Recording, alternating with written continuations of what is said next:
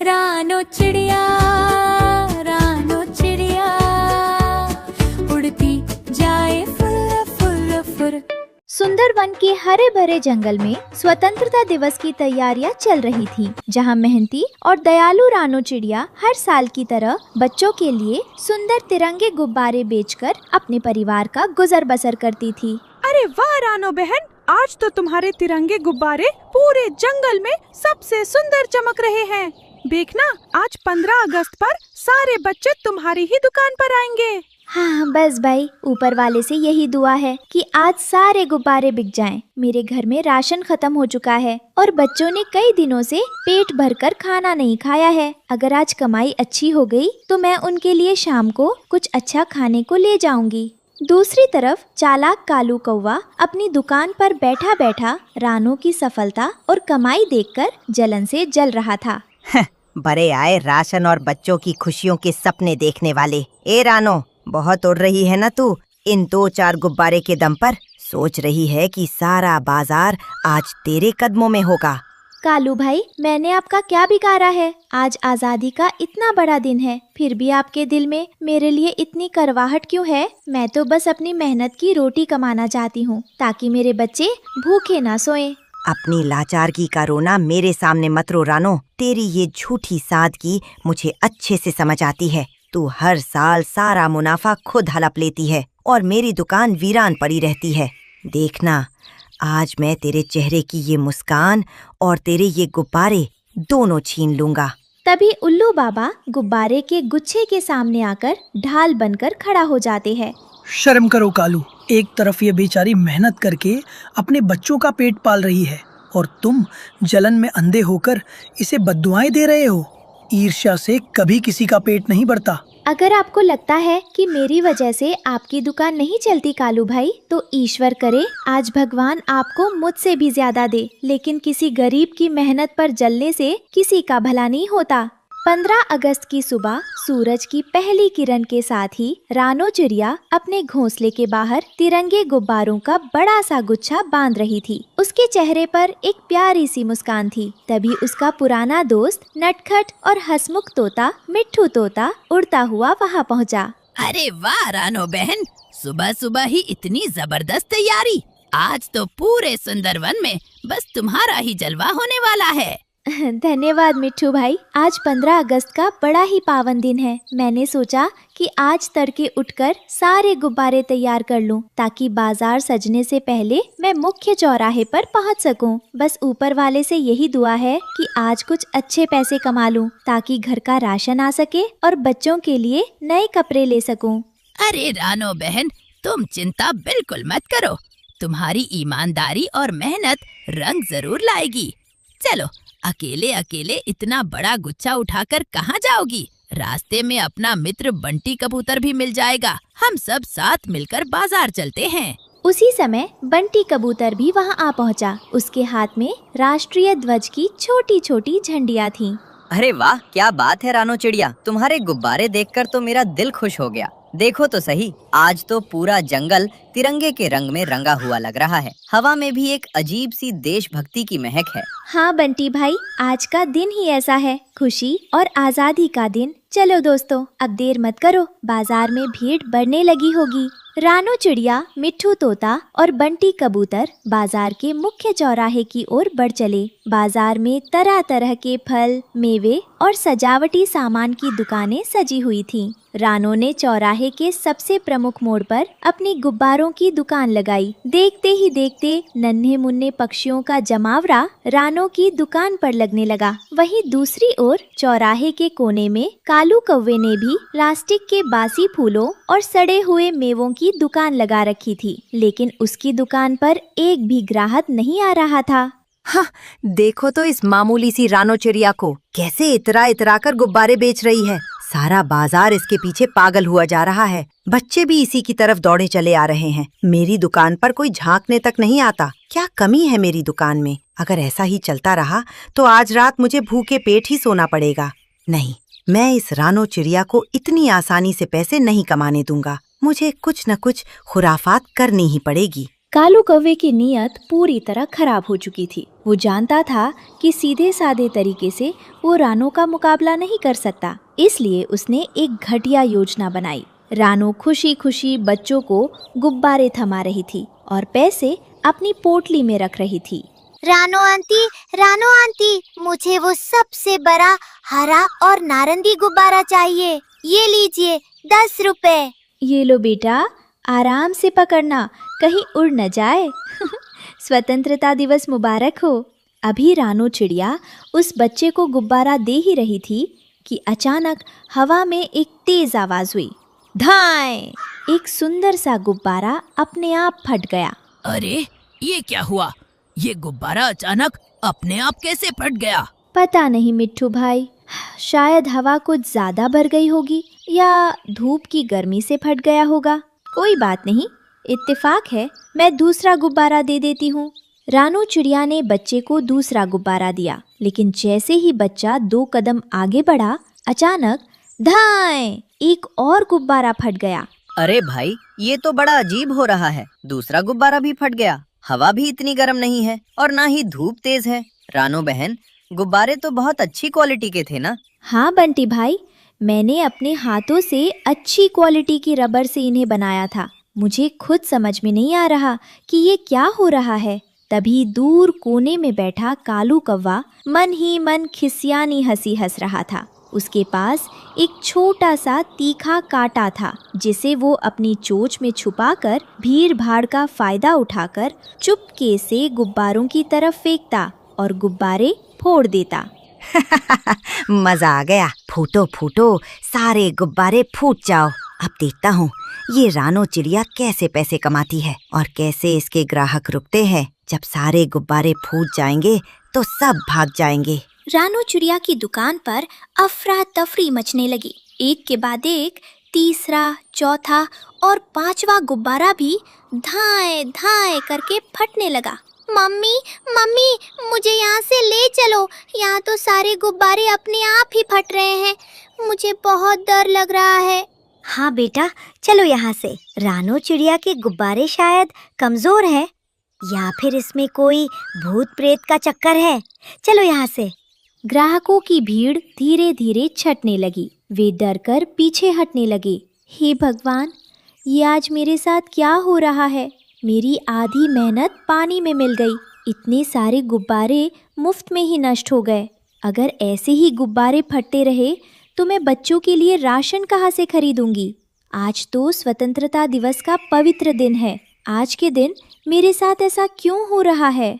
रानो बहन, तुम हिम्मत मत हारो। रोने से काम नहीं चलेगा। मुझे तो ये कोई इत्तेफाक नहीं लग रहा है। एक गुब्बारा फट सकता है, 2 फट सकते हैं, लेकिन लगातार 5-6 गुब्बारे अपने आप कैसे फट सकते हैं? इसमें जरूर किसी की सोची समझी साजिश है।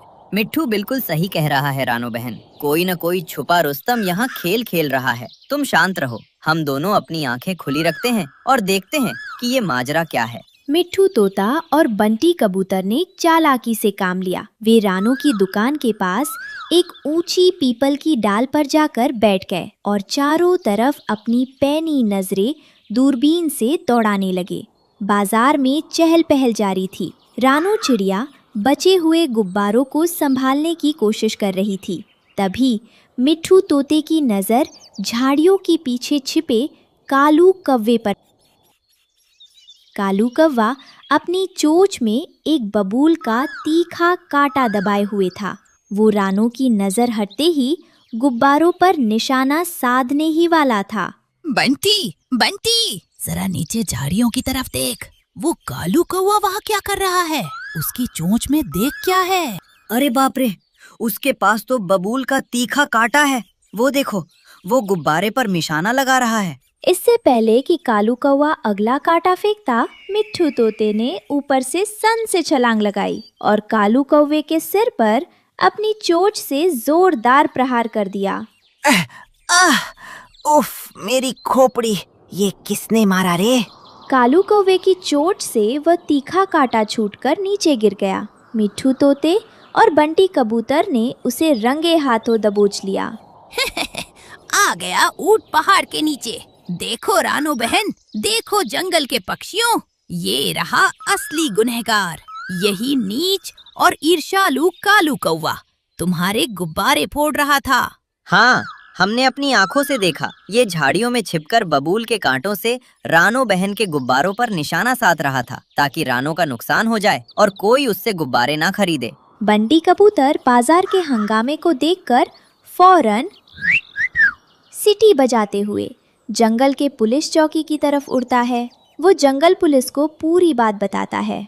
साहब, जल्दी चलिए, बाजार में कालू कौवे ने बड़ा अनर्थ कर दिया है। वो छिपकर बबूल के कांटों से रानो चिड़िया के स्वतंत्रता दिवस के सारे गुब्बारे फोड़ रहा था।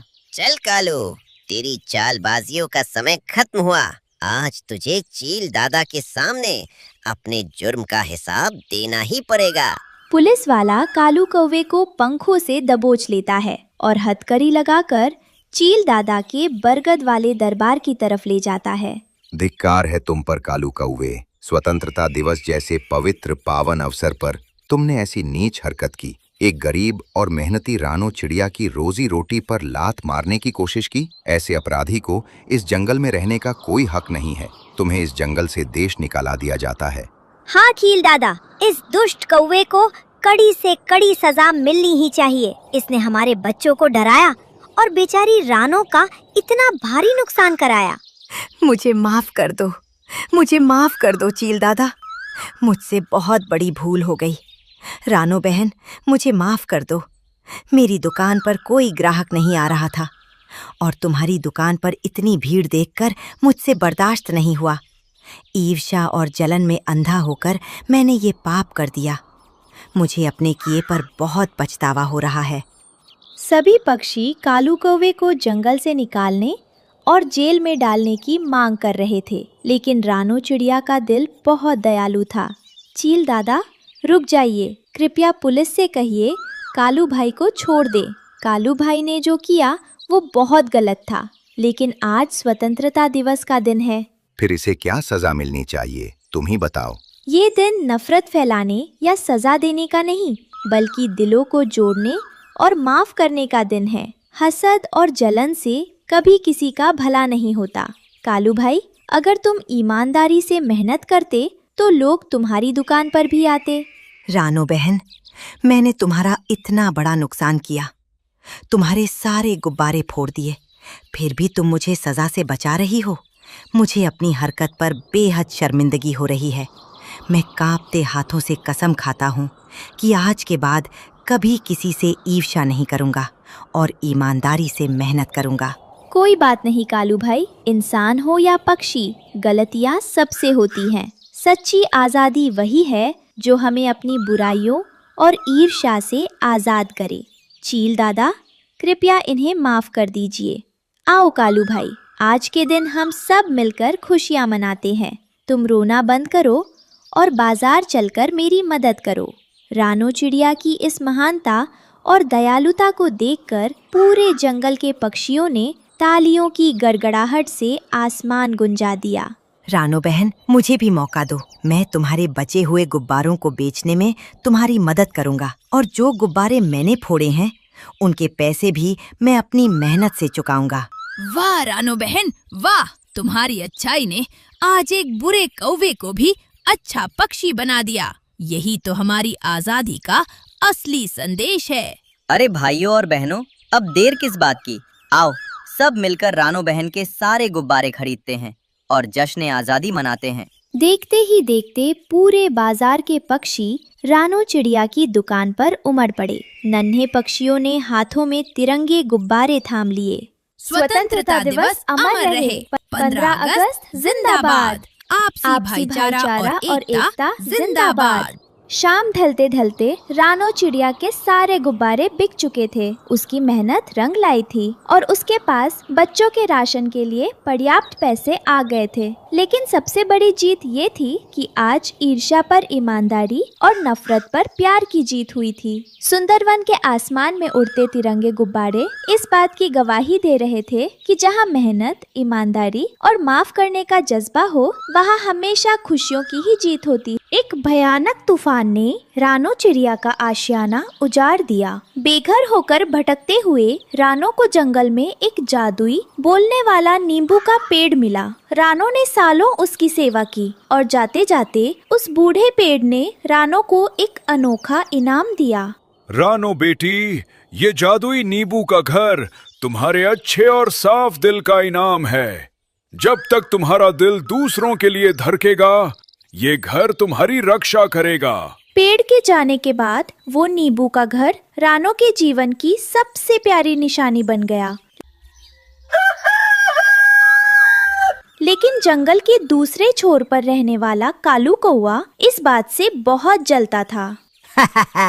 पूरे जंगल में मेरे जैसा अमीर कोई नहीं है। हजारों नींबू है मेरे पास, लेकिन सब लोग उस तुच्छ रानो चिड़िया के एक अदने से नींबू के घर की तारीफ करते हैं। मुझे उस घर से नफरत है। सुबह का समय रानो चिड़िया अपने जादुई नींबू के घर से बाहर निकलती है और अचानक चौंक जाती है। उसके घर की एक नींबू वाली सुंदर खिड़की गायब थी और वहाँ से रस टपक रहा था। अरे टुन्नू जी, जरा बाहर आइए, देखिए तो सही, हमारे घर की ये जादुई खिड़की कहाँ चली गई? कल रात तो ये यही थी। ये कैसे हो सकता है रानो? हमारे घर की लकड़ी या छिलका तो कोई साधारण पक्षी तोड़ ही नहीं सकता। जरूर कोई गड़बड़ है। संकट यही नहीं रुका।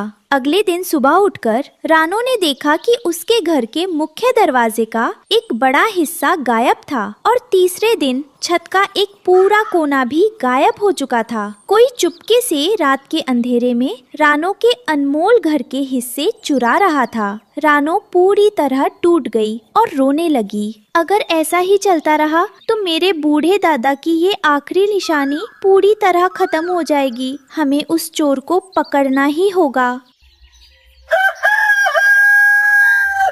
चिंता मत करो रानो बेटी, हम सब अलग अलग दिशाओं में सुराग ढूंढेंगे। टुन्नू, तुम नदी किनारे जाओ और देखो कि वहाँ नींबू के छिलके के कोई निशान है या नहीं। रानो, तुम पहाड़ी इलाके में खोज करो। बंटी, तुम जंगल के बाजार जाकर पता करो कि कोई जादुई नींबू तो नहीं बेच रहा। और मैं खुद आज रात यहीं छुपकर निगरानी करूंगा। रात के सन्नाटे में उल्लू बाबा ने जो देखा उससे उनके होश उड़ गए। झाड़ियों से निकलकर एक रहस्यमयी नींबू राक्षस रानो के घर की तरफ बढ़ रहा था। उसका विशाल शरीर पीले नींबू जैसा था, आंखें हरी और चमकदार थी और उसके शरीर से खट्टे रस की बड़ी बड़ी बूंदें जमीन पर टपक रही थी। वो राक्षस रानो के घर की छत को अपनी भारी उंगलियों से तोड़कर अपने साथ ले जाने लगा। चोर! रानो बेटी, बाहर आओ। ये कोई पक्षी नहीं, ये तो नींबू का भयानक राक्षस है। कालू का आलीशान खेत पूरी तरह बर्बाद होने की कगार पर पहुंच गया। नहीं, बर्बाद हो गया मैं। मेरे हजारों नींबू काले पड़ गए। कोई मुझे बचाओ, मैं राजा से भिखारी बन गया। अगली सुबह रानो चिड़िया और उल्लू बाबा कालू कौवा के खेत में पहुंचते हैं। कालू जमीन पर बैठकर रो रहा था। रानो उसके पास जाती है। कालू भाई, हिम्मत मत हारो, मेरे घर को एक नींबू राक्षस तोड़ रहा है और तुम्हारे खेत में ये बीमारी आई है। मुझे पूरा यकीन है कि इन दोनों मुसीबतों का आपस में कोई गहरा संबंध है। मुझे नहीं पता रानो, लेकिन अगर मेरा खेत नहीं बचा तो मैं जी नहीं पाऊंगा। बताओ हमें क्या करना होगा? मैं तुम्हारे साथ चलने को तैयार हूँ। अपने अपने आशियाने को बचाने के लिए रानो और कालू ने मजबूरी में एक साथ काम करने का फैसला किया। उल्लू बाबा के बताए अनुसार वे दोनों एक लंबे और खतरनाक सफर पर निकल पड़े। रानो, देखो, यहाँ दीवार पर पत्थर का एक प्राचीन नक्शा बना हुआ है। रानो और कालू गुफा से वो जादुई नक्शा लेकर वापस उल्लू बाबा के बरगद वाले पेड़ पर पहुँचते हैं। उल्लू बाबा अपनी जादुई किताब खोलकर उस नक्शे को अपनी बड़ी आँखों से पढ़ते हैं और उनके होश उड़ जाते हैं। उल्लू बाबा, जल्दी बताइए, मेरे खेत की बीमारी और उस नींबू राक्षस का क्या राज है? मेरा तो सब कुछ बर्बाद हो रहा है। शांत हो जाओ कालू, राज बहुत गहरा है। सैकड़ों साल पहले इस जंगल में एक सुनहरा नींबू वृक्ष हुआ करता था, जो सभी नींबू के पेड़ों का राजा था। जब वह पेड़ सूख गया तो उसकी आत्मा क्रोधित होकर नींबू राक्षस बन गई। उसे लगता है कि जंगल के पक्षी मतलबी हैं और सबने उसे भुला दिया। क्या? सुनहरा नींबू वृक्ष? उल्लू बाबा, मुझे याद आया, जिस बूढ़े पेड़ ने मुझे ये नींबू का घर दिया था, उसने मरते समय कहा था कि वो इस जंगल का राजा था। इसका मतलब वो नींबू राक्षस हमारा कोई दुश्मन नहीं है।